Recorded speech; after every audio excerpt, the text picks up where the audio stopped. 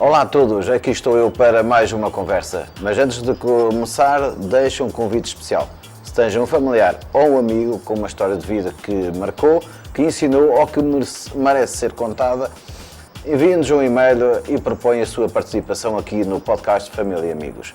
O e-mail é podcastfamiliaamigos@gmail.com, porque são as histórias reais de pessoas reais que nos unem. Vamos lá para a nossa história de vida de hoje. Bora lá!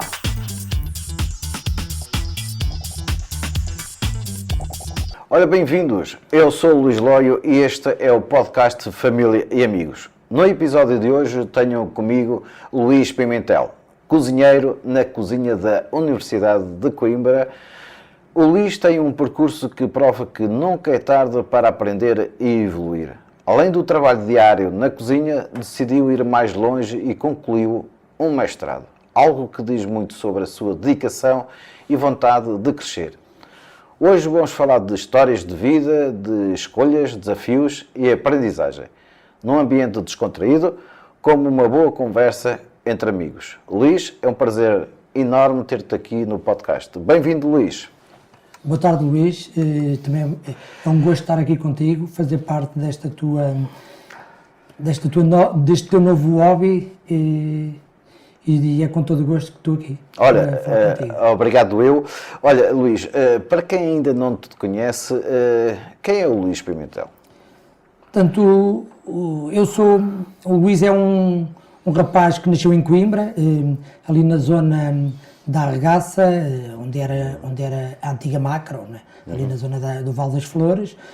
Nasci e cresci aí, toda a minha vida vivi nessa zona, mais à direita, mais à esquerda, mas sempre vivi nessa zona, atualmente ainda lá vivo. Sou uma pessoa humilde.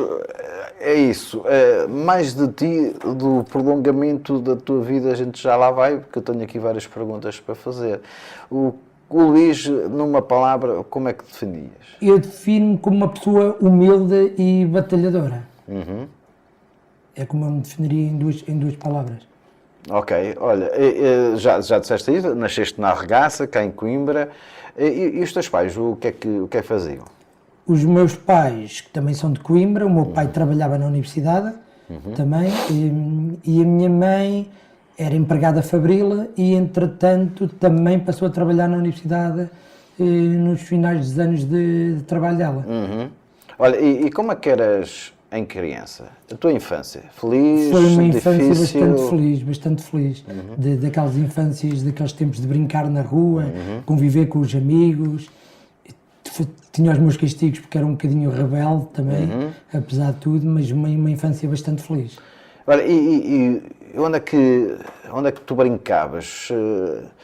Naquela altura a Arregaça era muito isolada, não havia muita aquela zona que agora que nós vimos com prédios e grandes superfícies. Aí as brincadeiras... Aquilo era um pinhal, basicamente o bairro estava situado no meio de um pinhal, que era o Pinhal Marrocos, que ainda existe, mas muito mais pequeno. Então as brincadeiras eram muito passadas também no meio do pinhal, a brincar aos esconderijos, a brincar aos cowboys, a andar por ali no meio do mato. E idas ao rio? Muitas idas ao rio, subir o Pinhal para poder descer novamente e ir ali na zona onde atualmente é a Praia do Robelim, ir à Lapa dos Esteiros, que ficava logo ao lado. Portanto, eram muitas idas ao rio no verão. Foi onde eu aprendi a nadar. Estás a ver? E não foi preciso professores, não? Nada. Olha, tens alguma memória marcante da tua infância que ainda te acompanhe? Muitas. Tenho memórias de com os amigos ir às minas, que ando ali na zona onde é atualmente a Escola de Hotelaria, havia muitas minas, de irmos lá, cheios de medo, à descoberta. Para nós aquilo era uma aventura. Recordo-me disso, recordo-me depois de chegar a casa e levar porrada do meu pai porque tinha feito coisas que não devia, que ele não me queria por lá. Portanto, são memórias que eu guardo e das quais recordo com alguma saudade.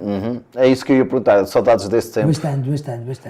Mas ainda convives com alguns amigos, ainda tens... Sim, ainda convivo com alguns, não tanto quanto queria, mas ainda convivo com alguns deles, ainda são meus amigos hoje em dia. Olha, ainda te lembras da tua primeira escola?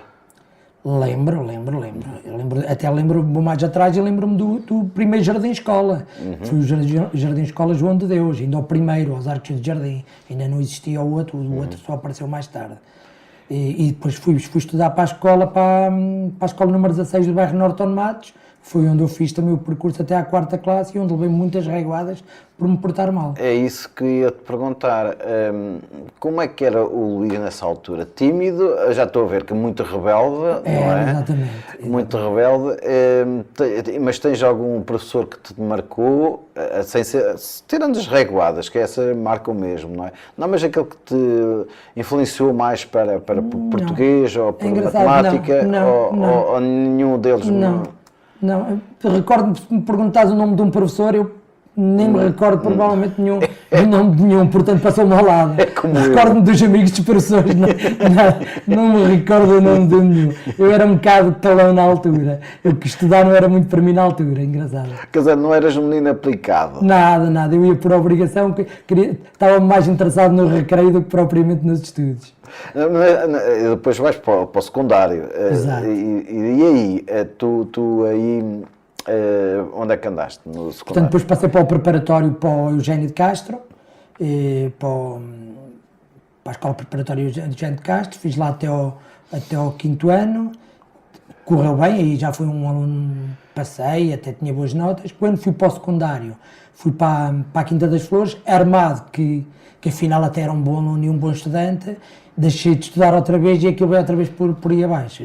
Mas tu dizes aí que aplicaste, no sentido de ir para a primária, para a primária não, para o secundário, tu aí viste a necessidade de, bem, eu tenho que estudar, eu tenho que me aplicar. Sim, porque eu chumbei na 2ª classe. Isto não se diz. Pois, mas tem que dizer, as verdades são para se dizer, muito custa.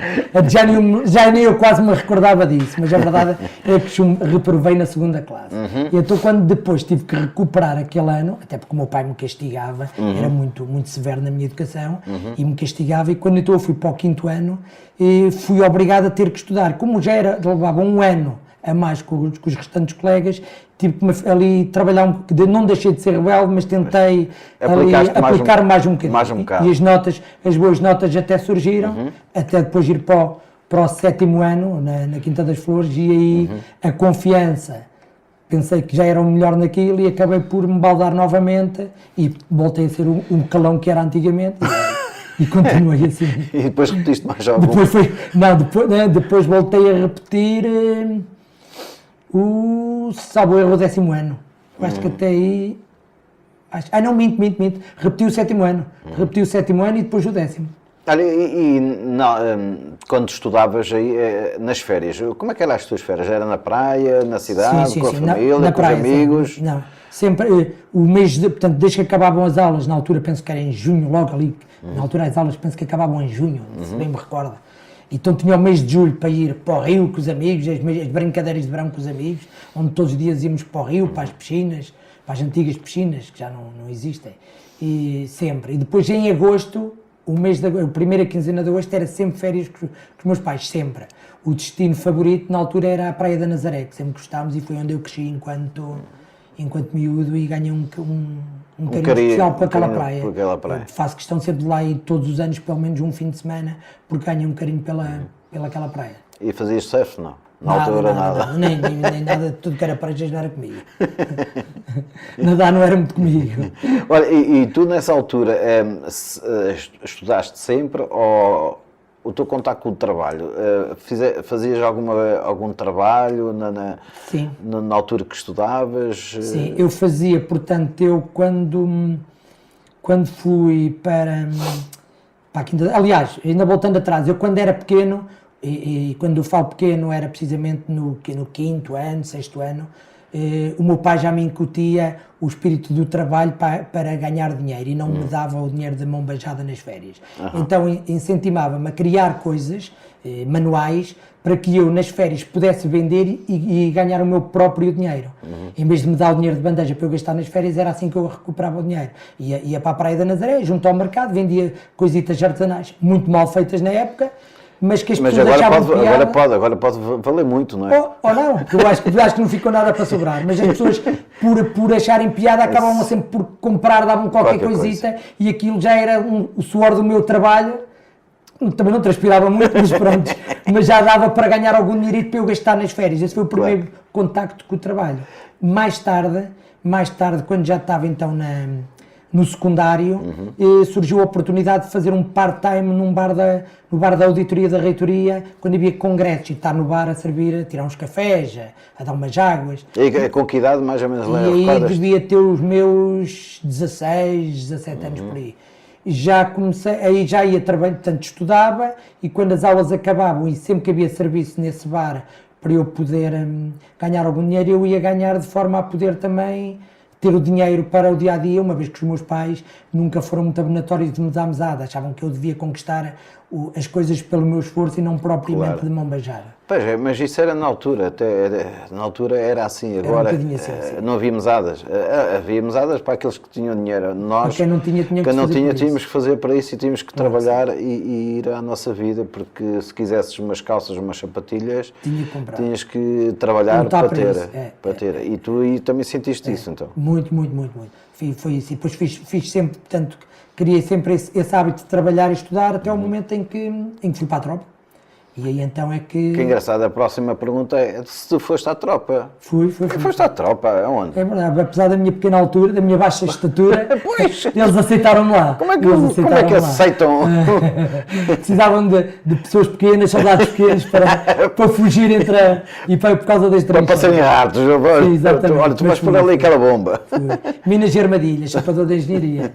Com muito orgulho que fui e que gostei e também... Aí estiveste em que área? Estive em Minas de Armadilhas, chapador de engenharia em Espinho, portanto, cuja especialidade, para já agora fica a explicar, o objetivo é montar ou desarmadilhar terrenos. Quando há uma guerra, num caso de guerra, são os primeiros a irem à frente para poder desarmar o terreno, para a seguir vir as restantes tropas já com o terreno desarmadilhado. Portanto, a função e precisamente a frase, dita a frase de guerra que era só se erra uma vez, porque claro, errando não havia sobras. Não havia para contar. E depois a seguir fui para Tancos, para a Escola Prática de Engenharia em Tancos.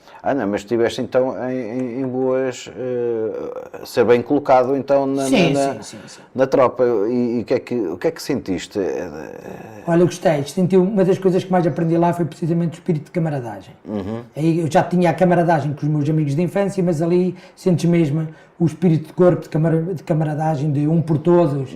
Isso aí foi o que eu mais aprendi lá. Aprendi a respeitar hierarquias, que aprende-se muito na tropa e que hoje em dia faz muita falta. E concordas com o serviço militar tenha terminado? Não, eu acho que devia haver, não nos regimes, no regime que estava antigamente, mas acho que devia continuar o serviço obrigatório, no sentido de uso, não para os soldados estarem dentro do quartel, mas para ajudarem a comunidade, em apoio à comunidade. Acho que ajudava a fazer homens. Sim, e eles cresciam muito mais. E aprender o respeito. Exatamente.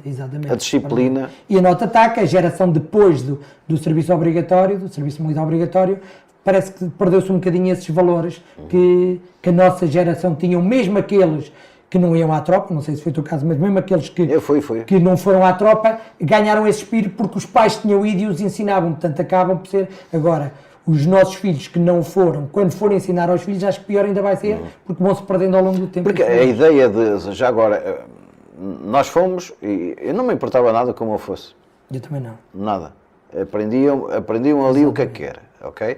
Rigidez, disciplina e respeito por os mais velhos também. Exatamente. Que hoje em dia os jovens não respeitam os mais velhos. Bem, nisto tudo, a tropa faz muito isso. Faz crescer e aprende-se muito na tropa. Exatamente. Coisas boas e coisas más. Também, okay? tu faz parte. Mas com o mal também se aprende. Exatamente. Olha, diz-me uma coisa, e quanto tempo é que estiveste na tropa? Eu estive no meio de tudo, apesar de gostar de lá estar, quando a gente lá está e quando a gente diz que gosta depois de sair, não é? Quando nós estamos queremos é que aquilo acabe. Claro, exatamente, isso também é verdade. E eu acabei ao fim de 4 meses, não havia orçamento para lá estar tanta gente e resolveram à sorte que metade fosse para casa e só metade é que ficava porque não havia dinheiro para toda a gente. E então eu fui na altura dos sortudos para me vir embora. E foste? E eu fui-me embora todo contente. Já tinha cumprido a minha parte, já tinha E quanto aprendido. tempo é que durou essa parte de... Portanto, foi Fizeste só a recruta, a a especialidade, especialidade, sim.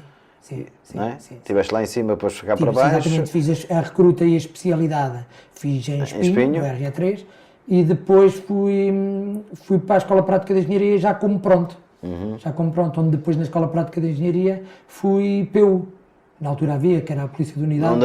Exatamente. Depois lá ainda Não, mas fui isto é um contrassenso, porque os polícias da unidade eram sempre de um gajo de 1,70m, 1,80m, metiam respeito porque um gajo... Como é que tu foste para Mas PU? estava, Tu mas tinhas estava, umas mas boas estava. cunhas, já estou. Não, aquilo foi um bocado à sorte, porque eu até preferia não estar, porque tinha que estar e como sabes, estar de sentinela. Sempre. Portanto, as vezes que eu fazia PU só controlava os carros, portanto não controlava as pessoas. Ah, Estava ok. na parte da cancela a tirar as matrículas aos carros que entravam. Entrava e isso saíam. aí, pois, não entravas em conflitos Nada, para... nada. Porque eu andei em Tomar, e nós lá também tínhamos a PU, não é? Exato. Era um gajo de 1,80m, 1,70m. Ah, então vai lá, Isso ali não havia pão... Ali é o que há rir aceitavam tudo. E, por exemplo, também depois a polícia do Exército, que também se via muito nas estações, aí eram os gajos que já eram eram gajos altos. mais corpulentos. É, tal. Bem para o respeito. Portanto, eu apanhei muitos desses, e aliás, uma das primeiras camaradas que eu tive era eu e um outro camarada, que já não me recordo do nome. Fomos para, portanto, a companhia, não é? Tem as camaradas, não é? Todas, e eles entravam, na altura entraram os mais altos, porque o pelotão estava virado ao contrário, ok? Pumba, começaram a entrar, e os mais pequenos como eu, não é? Fomos os últimos e já não havia, olha, vocês vão para aqui, para esta cara, e amanhã a gente amanhã arranja já uma camarada. O que é que aconteceu? Fomos para a camarada dos PUs, Sim. Polícia da Unidade. Nossa Senhora, oh meu Deus, que sofrimento. Que Mas sofrimento. eu gostei muito da tropa. Eu gostei, não, é isso aí, sem dúvida. Eu gostei. Eu gostei imenso da tropa, para onde aquilo que eu tive, onde estive, adorei para passar. Eu fui escriturário, né? Eu arranhei os 3, 4 meses da recruta, que era obrigatório, e depois era 1 mês e meio de tudo, né? Arranhar, fazer campo, fazer essas coisas todas, que nós temos que fazer todas, mexer nas armas, lá tiro e essas coisas todas. E depois fomos para a especialidade, que eu fui escriturário. Olha, isso é que era um tacho, estás a ver? Isto também tive a sorte. Isso é que era um tacho. Fui escriturário e, pronto, a outra metade, enquanto os outros eram especialistas, por exemplo, de atiradores, lá iam eles para o campo e nós já no bar. À meia-noite, 11 horas, eles chegarem todos partidos, arranhados, cansados, e nós ali no bar a ver umas cervejolas e... Portanto, foi uma tropa santa. Foi uma tropa santa. Afinal, a tua foi melhor que a minha. Hã? A tua foi mais calminha que a minha. Foi, depois fui destacado para o Tribunal Territorial de Tomar, lá para baixo, fora do quartel. Portanto, eu dormia lá embaixo, mas não se pode dizer. Eu dormia em tudo que houvesse no chão, porque a gente obrigatoriamente tínhamos que ir ao quartel. Mas só que a gente passava a noite lá embaixo. Dormia na sala de audiências, no sofá.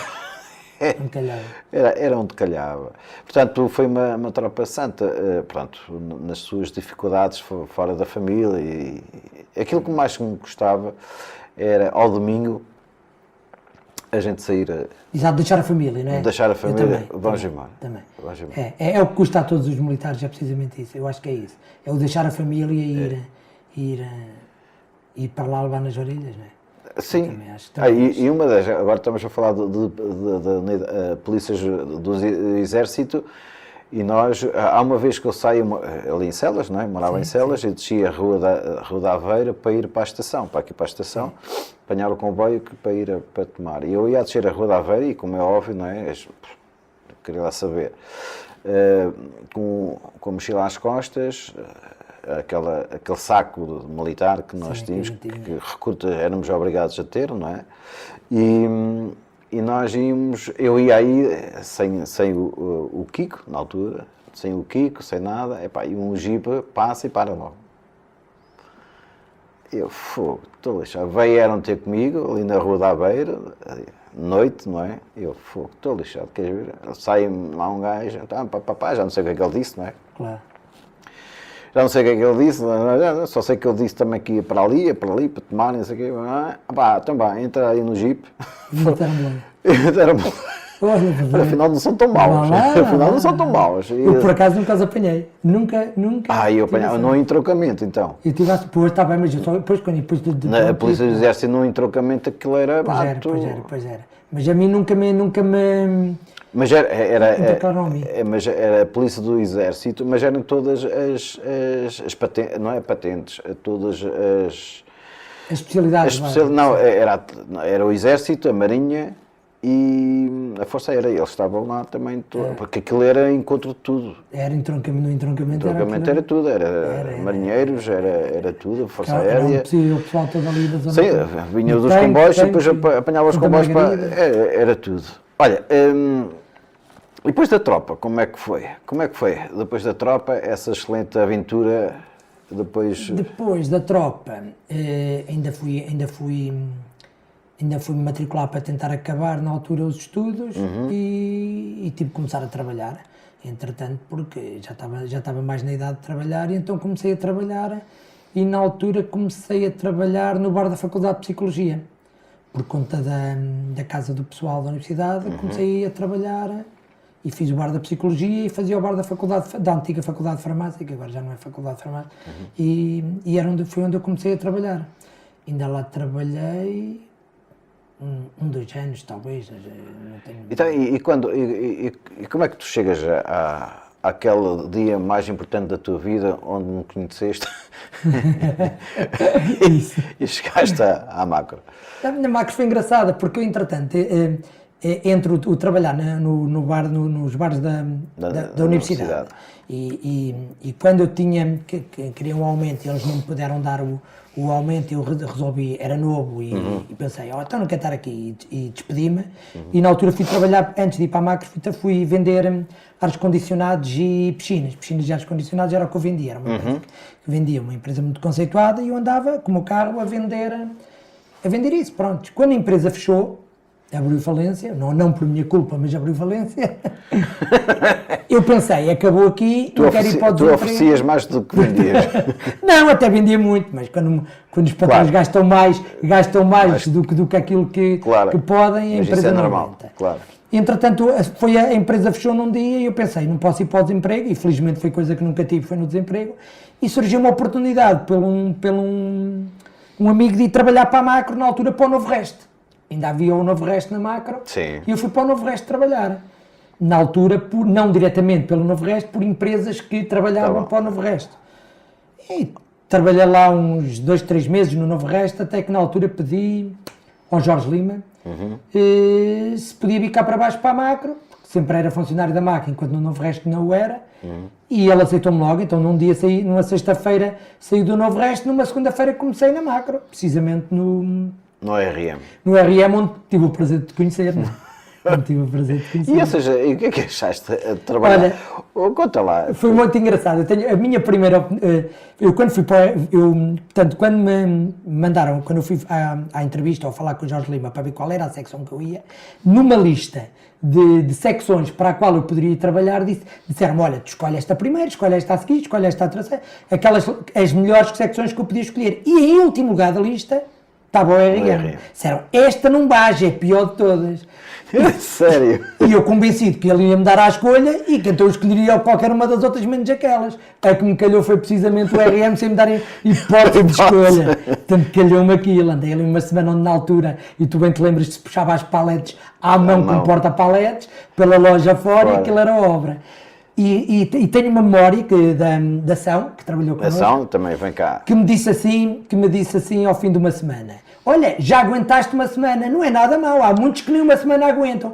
E aquilo serviu-me de ânimo e de incentivo. Eu nunca me esqueci daquelas palavras. Foi um bocado um incentivo de, epá, aguentei uma semana e os outros não aguentaram. Senti-me ali um bocadinho um herói. E aquilo foi passando. Exatamente, foi passando. E como tu sabes, a gente tínhamos ali um bom ambiente no RM. Aliás, a Macro naquele tempo, não sei como é que é hoje, mas naquele tempo o pessoal era muito unido, era muito amigos, era uma faixa etária toda... Sabes que era uma faixa etária muito Nova, jovem, exatamente. muito jovem. E todos mais ou menos... Todos da mesma idade. Exatamente. E todos queríamos ser felizes. Exatamente. Não é? E todos queríamos trabalhar, e todos queríamos dar muito por aquela casa. E a São deu-te um bom conselho, porque nós tínhamos pessoas que começaram, ainda hoje, atenção, ainda hoje, chegam lá um dia, ao segundo dia já não vão. Não quero, Portanto, como tu dizes, que era carregar paletes de óleo, não vou dizer a marca, de óleo, a puxar, a fazer quilómetros. Nós andámos quilómetros. Aquilo era um ginásio, aquilo era um ginásio. Aquilo, pronto, e também aquelas curvas a gente fazia com os frigoríficos e fogões que caíam e partiam. Aquilo, não, e nessa altura éramos todos jovens e daí a gente dávamos muito bem. Tínhamos mesmo. ali um espírito de camaradagem muito bom e eu gostei muito. E tive pena de sair, porque tentei escolher o meu melhor, né? Claro, Melhor, claro. Mas fiz amigos para a vida lá, tenho a certeza que fiz lá amigos para a vida, e foi dos sítios onde eu trabalhei que mais saudades me deu de trabalhar, precisamente por essa amizade, que eu acho que não havia ali aquela rivalidade do eu sou melhor que tu, eu acho que não havia, estávamos ali todos para o mesmo, haveria discussões normais, Claro, é aquilo. mas eu fui sempre bem acolhido por toda a gente lá. Por acaso. Não... E que memórias tu tens tem muitas. dessas saídas à noite, da macro, dos convívios que nós fizemos, meu. Inclusive contigo, tenho muitas. Não, comigo não. Tenho muitas. Tenho desde o primeiro aniversário, o que eu fui, que eu me lembro que foi no Casinho da Figueira. O Casinho da Figueira. Não sei me lembro. Conta aquela história que nunca mais me esqueço, nem que eu dura 100 anos contigo. Nós duramos aí, fomos a esse tal aniversário, que foi no Casinho da Figueira da Foz. Exatamente. Saímos para aí, mas aquilo foi, sei lá, Foi aquele Renault 5 andava, que era uma coisa. Aquele Renault 5... dessa noite tenho 3 memórias. Olha, tenho a primeira que foi uma vez, não sei se tu te recordas, de irmos ao bar do casino, que foi lá, eles deram-nos umas fichazinhas e fomos lá, e depois fomos para o casino. E tu enganaste lá uma velha ou um velho? Agora já não sei que lembras-te na máquina. Já não me lembro, já não me recordo dessa, não me recordo. Oh, enganaste, ele sai joga aqui, joga isto, joga assim, e aquilo saía, ele dava-te moedas e depois jogavas. Aquilo foi uma confusão desgraçada que aquilo. E tu a ganhar as moedas. Eu recordo-me de ir ao bar contigo e tu dizes, Ana, queres uma cerveja? E eu fui contigo ao bar, o senhor dá-nos uma cerveja, a mim e a ti, e dizes tu, agora foge que eu não tenho dinheiro, e eu tenho que fugir com a cerveja na mão porque também não tinha dinheiro, e o rapaz atrás de nós para a gente pagarmos a cerveja. Foi. E não te recordavas dessa? Nessa aí já não. Essa não, eu recordo-me desse. Agora já não sei se era uma velha, mas acho que era uma velha. A jogar lá nas slots, não é? E tu, e ela dava-te e tu acertavas, deixa-me fazer, bem. Só sei que tu trouxeste lá moedas a dar com pau e depois foste para uma máquina, epá, fogo, aquilo foi incrível. E depois saímos aí, tipo, sei lá, 5 da manhã. No teu carro? No meu carro, onde eu vinha, já não sei quem. Era eu, tu, o Alberto? O Alberto, lá agarrado já atrás. Já não lembro quem é que era o outro. Os outros eram mais dois. Era Jorgito, não sei se era ou não. Sim, talvez. Já não me lembro. Sei que o único sóbrio era o Alberto. Era. Que ia aqui cheio de medo, agarradinho de medo. Sóbrio e agarrado lá atrás. Com medo. Coisa. E eu a dizer que o carro não andava nada para te picar e tu mais aceleravas. Aquilo foi uma viagem louca e quando me mandas parar, para. Por causa da matrícula. E este homem com meio metro de altura sai do carro, isto não se pode dizer. Olha, arranca-me uma matrícula de um carro, agora faz, lá vamos nós a acelerar com uma matrícula no... Porque a matrícula dizia RM. Exatamente. Porque a matrícula dizia RM. E depois, para terminar a noite, terminamos a noite num espaço onde estava aberto 24 horas, em Condeixa, onde a Coimbra, meio Coimbra ou a Coimbra inteira, os boémios iam lá cair. Paravam lá, sim. Paravam lá para beber mais, porque estavam com sede para beber mais uns finos. E fomos para aí. Exatamente, Agora já não existe, portanto, agora é outra marca, era a Shell. exatamente. Era a Shell nessa altura, onde este homem desafia o barman. Exatamente. Lembras-te? Lembro perfeitamente. Lembro perfeitamente. Onde este homem desafia que ele conseguia dar uma volta com um Copo. fino, Exatamente. não é? Um copo cheio de cerveja, um fino de 20, Sim, 60 sim, cl, sim, 30, sim. 20, não é? E dava a volta e ficava sem cair Uma única pinga. uma pinga. E eu cá a pensar para mim, e tu a insistir, o rapaz dizer que não eras capaz, e tu sou capaz, e eu cá a pensar, isto vai dar merda. Isto vai dar merda, certeza absoluta. E não é nada que Que não tenha acontecido. tenha como é acontecido. lógico.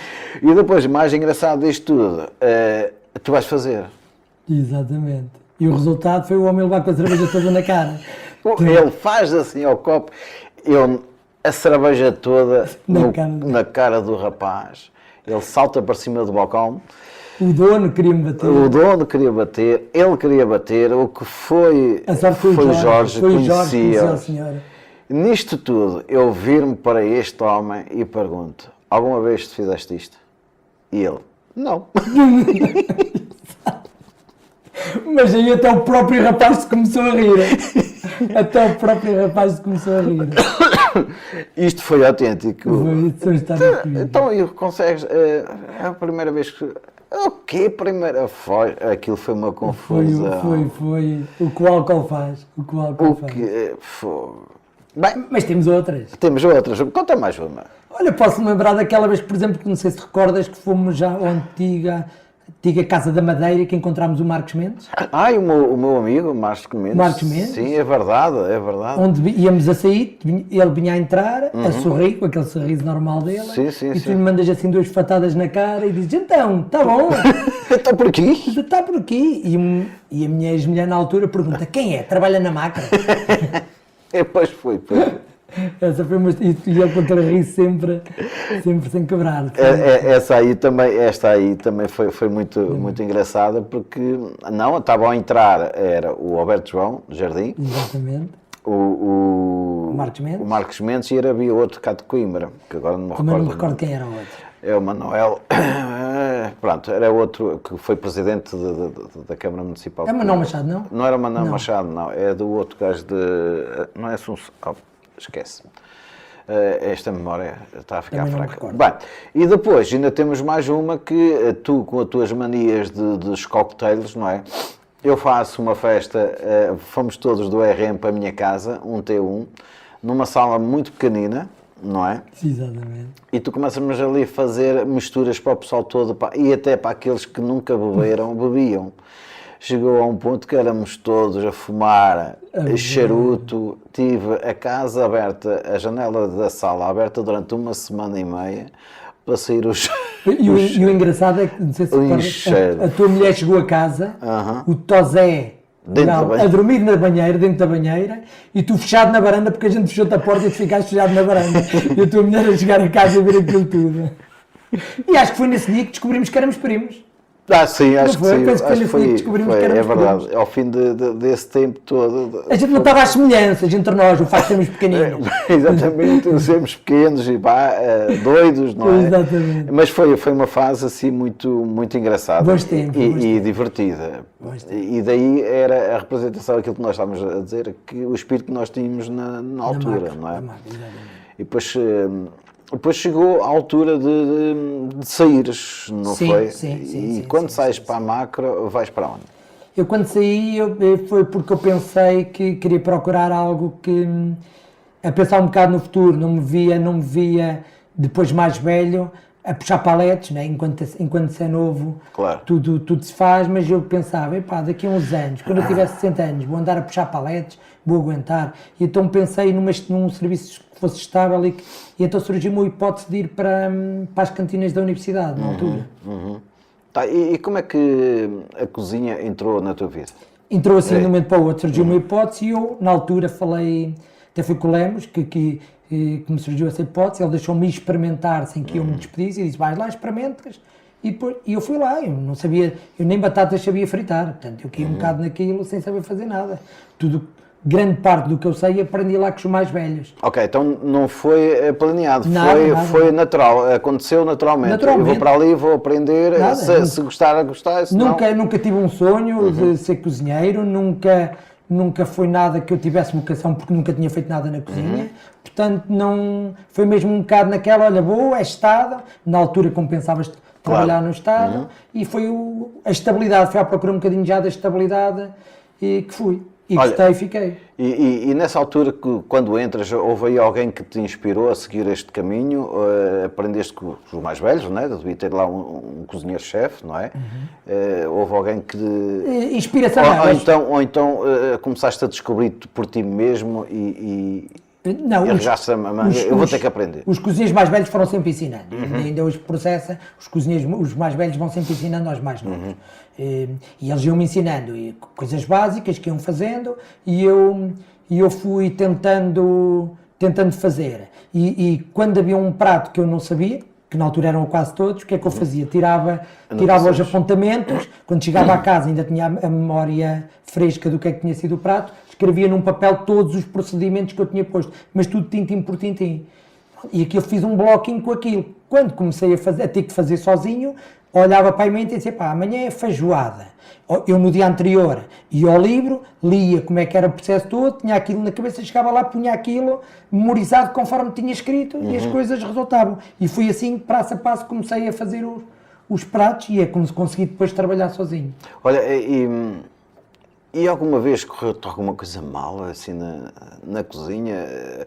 Alguma falha de algum ingrediente?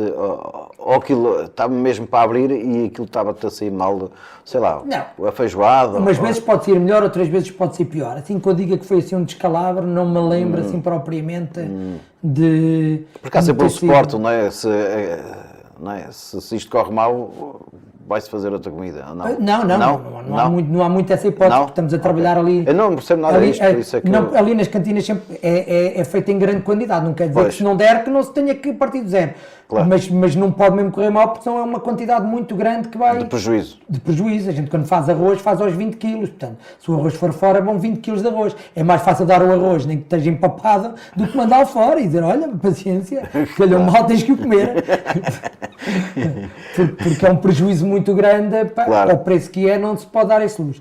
É lógico, umas vezes calha melhor, outras vezes calha pior. Assim que eu diga que houve assim um descalabro, não me recordo. Às vezes já há que improvisar à última da hora, isso já improvisei muitas vezes, tanto no serviço como quando faço serviços por fora dali, ter que improvisar, mas tento sempre dar a volta à situação. Uma das coisas que eu aprendi a trabalhar lá, que me coisa foi o aprender a trabalhar sob stress. Portanto, eu habituei-me a trabalhar sob stress, então dificilmente me enerva a trabalhar, porque consigo sempre criar uma alternativa. Portanto, estou habituado já a ganhei essas defesas. E consegues dar a volta... Felizmente tenho conseguido dar a volta. Agora, que se corre sempre 100%, não, há umas vezes que gostam mais, outros gostam menos, mas nunca houve ninguém que dissesse, isto realmente está impossível de comer. Isso felizmente nunca houve, portanto. Claro. Portanto...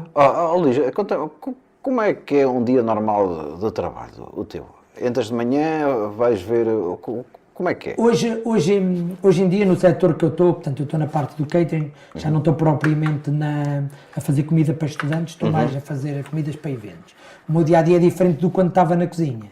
Portanto, o meu dia-a-dia, eu olho para a escala de trabalho, já sei antecipadamente, durante uma semana, o que é que vou fazer todos os dias.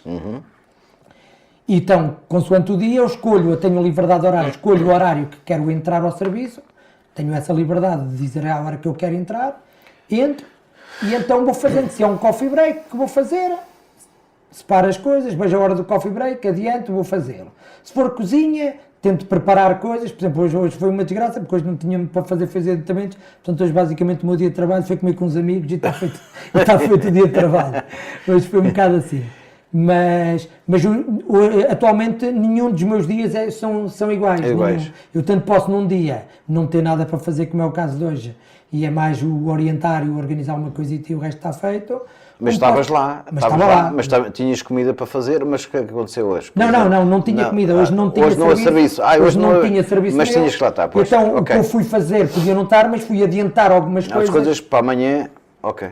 Para amanhã e orientar para outros colegas poderem trabalhar, porque embora eu não tivesse nada para eu fazer, mas tenho colegas, por exemplo, que tinham coffee breaks a decorrer e tinha que os orientar a eles para eles fazerem. Só que a orientação eles também já sabem, é dizer um tópico ao outro e eles depois já... ok. É interajuda. Sim, porque eu atualmente, além de estar só na cozinha, também faço sala e faço coordenação de terreno também, muitas vezes a par com os chefes de distribuição de tarefas. E no caso de hoje foi um bocadinho distribuir a tarefa para os outros colegas poderem fazer. Olha, o que é que significa para ti trabalhar na cozinha da Universidade de Coimbra?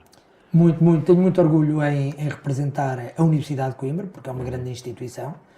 E é um orgulho estar a representar a universidade. Ganhei uma paixão muito grande pela cozinha e pela restauração, não só pela cozinha, mas pela restauração em geral, é uma coisa que eu gosto e não me vejo a fazer outra coisa porque realmente é aquilo que eu gosto de fazer, tanto estar no backstage e fazer a comida, como estar à frente e lidar com o cliente. Gosto muito também desse contacto com o cliente. Por isso é que eu mesmo quando estou na cozinha, sou daqueles cozinheiros que gosta de ir à sala e falar com o cliente e não estar só fechado na cozinha. E então representa muito esta parte de agradar o cliente e deixar a universidade bem vista, porque servimos pessoas de todo o mundo. É uma responsabilidade muito grande. Muito grande, porque estamos, é a instituição e é o país. Por exemplo, no caso de ontem, por exemplo, tive um jantar onde só estavam brasileiros. Eram 50 brasileiros que tinham cá vindo fazer um trabalho e era a primeira vez que estavam. Portanto, eu quero que eles saiam daqui e que com boas lembranças, com boas recordações da nossa comida, que a Universidade os serviu bem, Coimbra, Portugal, portanto depois é tudo, e eles vão para lá dizer que gostámos de Coimbra, gostámos de Portugal, e come-se muito bem lá. E a Universidade vai sempre para trás. Claro. E daí eu gostar muito, porque uma das vantagens que a gente tem ali é poder tanto servir a pessoa mais humilde como servir altas patentes. Claro. E é um gosto. Olha, e qual foi o maior desafio que já enfrentaste profissionalmente? Profissionalmente, eu já tive vários desafios que considero grandes. Atualmente um desafio que eu tenho e o qual faço 3, 4 vezes por ano é um jantar temático que é o Sabores da Escrita, organizado pela Câmara de Coimbra, e a gente faz a ementa, são ementas de época, ementas medievais, guiadas por o livro mais antigo de receitas que existe, que neste momento está no Museu em Nápoles, mas é um livro da Infanta Dona Maria, que era uma senhora que tinha um livro caseiro de receitas, e ela casou-se com um duque, foi para a Itália, e quando ela morreu o livro foi descoberto e está no museu. Esse livro já foi republicado na original, mas os outros, e esses sabores da escrita são receitas que se fazem com base nesse livro de receitas. Portanto, são receitas medievais do que na altura comiam. E é um desafio para ti? E isso é um desafio muito grande porque é adaptar uma comida que a gente não está habituado a comer, pegar nos géneros que nós temos hoje e tentar aproximar, fazer o mais possível fidedigno para o jantar ou para o evento? Exatamente, para o evento em questão. Isso dá um gozo muito grande. É um desafio. E é um desafio muito grande isso. Olha, em que momento decidiste tirar o mestrado? Lembras-te? Lembro-se, eu há uns anos para cá, portanto, eu depois com... E o que te levou a avançar com isso? Claro, eu com a cozinha senti a necessidade de aprender mais. Porque eu tinha os conhecimentos, como eu te disse, de aprender com os mais velhos, mas não tinha conhecimentos teóricos do que era a cozinha. Portanto, sabia a prática, não sabia a teoria. Exatamente o percurso inverso de quem sai de uma escola de hotelaria. Claro. Aprende primeiro a teoria e depois vai para a prática. Então, eu primeiro senti a necessidade de tirar cursos de hotelaria, aprender um bocadinho a teoria, aprender novos termos e aprender um bocadinho mais. Atrás disso, abri-me o hábito de começar a estudar e a investigar. Comecei, eu se sirvo um prato, gosto de saber as origens daquele prato. Não gosto de servir um prato, não sirvo uma carne de porco à portuguesa, ou alentejana neste caso, e dizer assim, olha, é carne de porco alentejana, eu gosto de saber qual é a origem daquele prato. E então vou investigando sobre aquilo.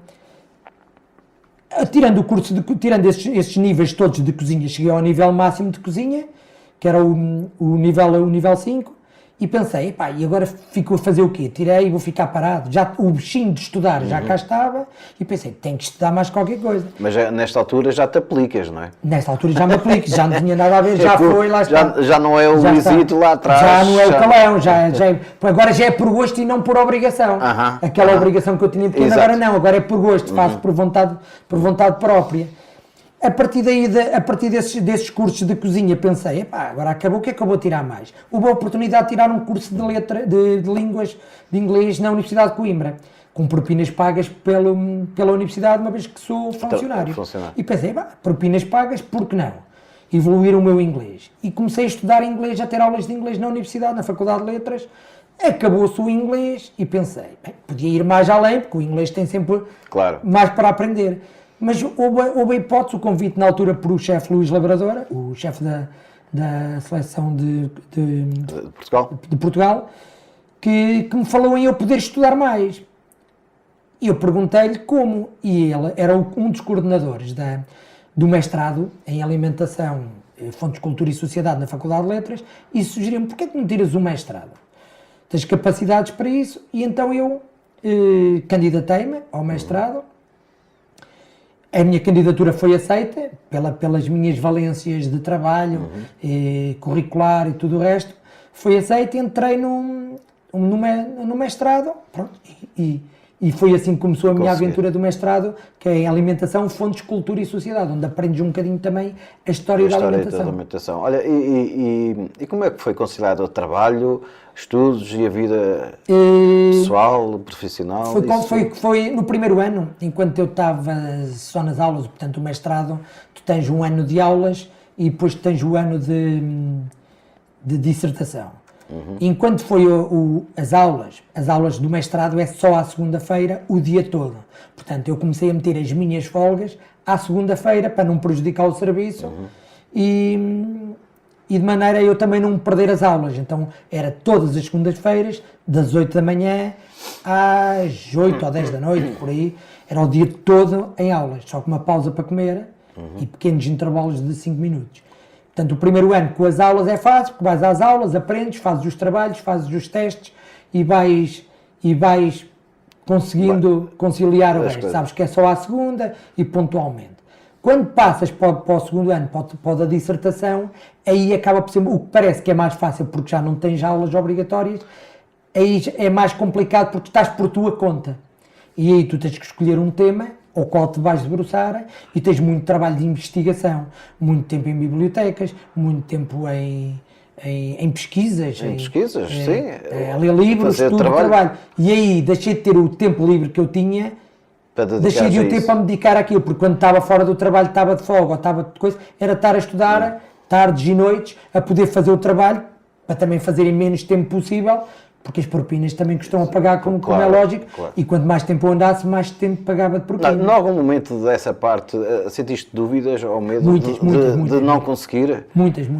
E como é que deste Em vários momentos pensei em que é que me fui meter, não vou conseguir acabar isto e provavelmente vou desistir. Pensei muitas vezes. Felizmente nunca o fiz, também tinha o apoio do meu chefe, que também estudava comigo e que sempre me deu incentivo, os colegas que diziam, opá, vai, não desiste, e houve ali aquele apoio que eu fui sempre tentando, até também para me provar a mim mesmo e para mostrar ao meu filho que a gente não deve desistir dos nossos sonhos e que temos sempre capacidades. E isso fez-me batalhar e nunca desistir. Olha, e como é que esse percurso te ensinou como pessoa? Como pessoa, ensinou-me a parte académica, ensinou-me a investigar mais, a não desistir. Ser persistente, não é? Sim, exatamente, persistente, disseste a palavra certa. Ensinou-me a ser persistente e a não desistir, e a pensar que eu não sou nem melhor nem pior que ninguém. E neste caso não sou pior que ninguém. Se os outros conseguem, eu penso, também hei de conseguir. E logo Não- aí sentiste, mantiveste focado Foco, sim. Não me tento- eu às vezes tinha tendências, e nas fases várias vezes que eu disse, de tentar desistir, eu pensava, não sou capaz. E no fim, quando acabei, pensei, afinal fui capaz, afinal não sou menos que ninguém. Consigo como os outros conseguem. Com mais trabalho, às tantas, do que outros. Claro. Mas não sou menos que ninguém, portanto consigo, com batalha, com esforço, tudo é possível. E a perseverança, acho que é a palavra que realmente se enquadra aqui. E chegaste então e E fizeste. felizmente consegui concluir com uma média de 16, para mim foi Bem muito bom, boa. muito Para bom. quem trabalha, acabar com uma média de 16 foi muito boa. Fui o primeiro a acabar com o meu tema, foi o único tema na Universidade de Coimbra e provavelmente a nível mundial, porque não há mais nenhuma dissertação sobre o tema que eu fiz, que é sobre a alimentação do povo cigano em Portugal. Não há nenhum tema sobre isso. Portanto, numa coisa é uma vitória para mim. Sou pioneiro nisso e sou o pioneiro em levar a gastronomia cigana à universidade, que geralmente é uma etnia que fica um bocadinho de fora, De fora da universidade. da não é? universidade. Ok. E estamos a chegar ao fim da primeira parte desta conversa com o Luís Pimentel. Já perceberam que esta é uma história feita de trabalho, esforço e vontade de evoluir, mas ainda há muito para descobrir, as lições, as escolhas difíceis e aquilo que realmente move o Luís. Fica connosco porque na segunda parte vamos continuar esta conversa, entrar nas nossas rúbricas e conhecer ainda melhor o lado humano por trás desta história de vida. Até lá, sejam felizes.